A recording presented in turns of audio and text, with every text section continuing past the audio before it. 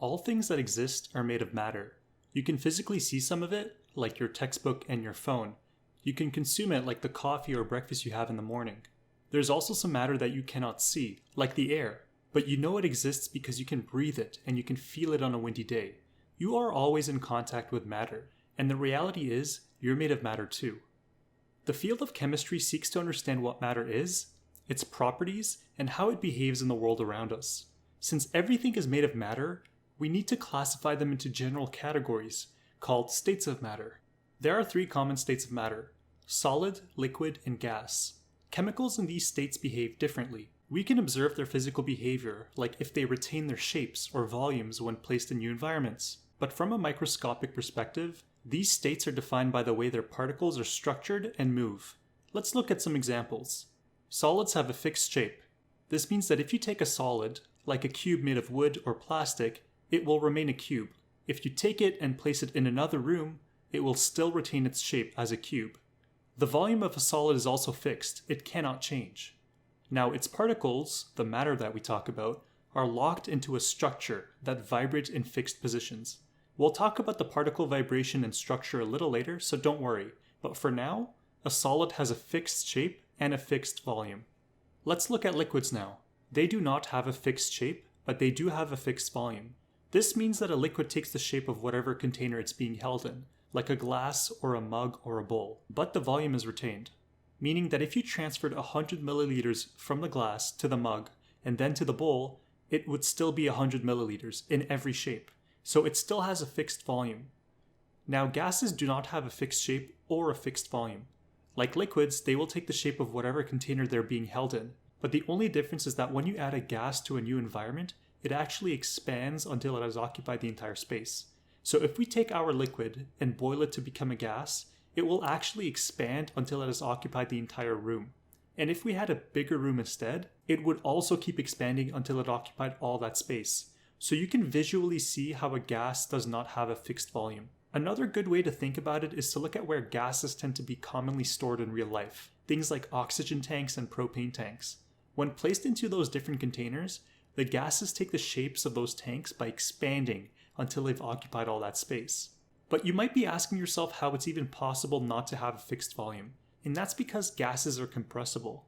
Compressing a gas means that you can force it to occupy less space by adjusting the pressure. This is handy because if you have to store 10 cubic meters of pure oxygen, but you don't have a big enough storage tank to hold it in, you can actually just compress it so that it occupies a smaller space. That's not easily possible with liquids.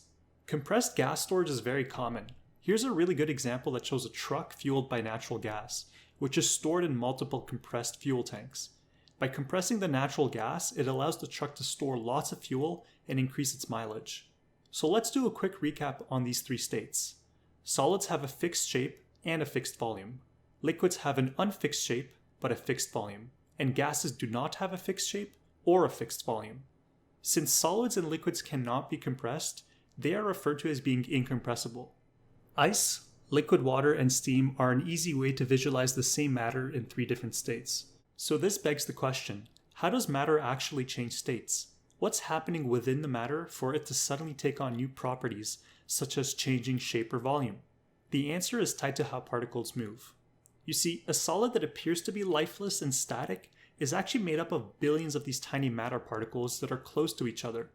For a solid, these particles are arranged in nice structures and they vibrate in position. When you increase the temperature of the solid by adding energy from a source, like a flame, the particles start to vibrate faster and faster.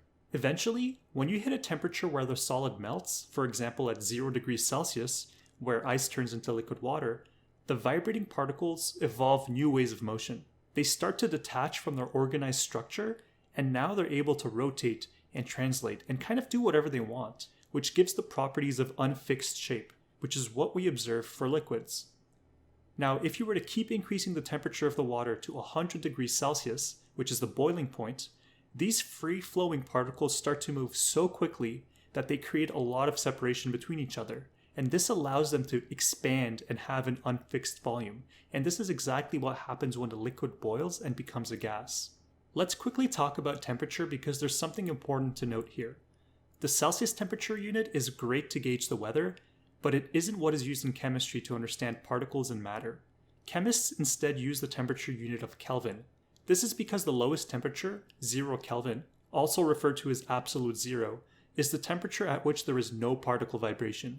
It is also the theoretically coldest temperature, which when converted to Celsius is negative 273.15 degrees C. So if you want to convert Celsius to Kelvin, just add 273.15.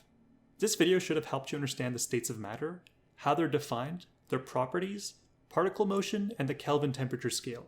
When you master chemistry, you'll be able to understand different states of matter, like naturally occurring plasma and other cool weird states.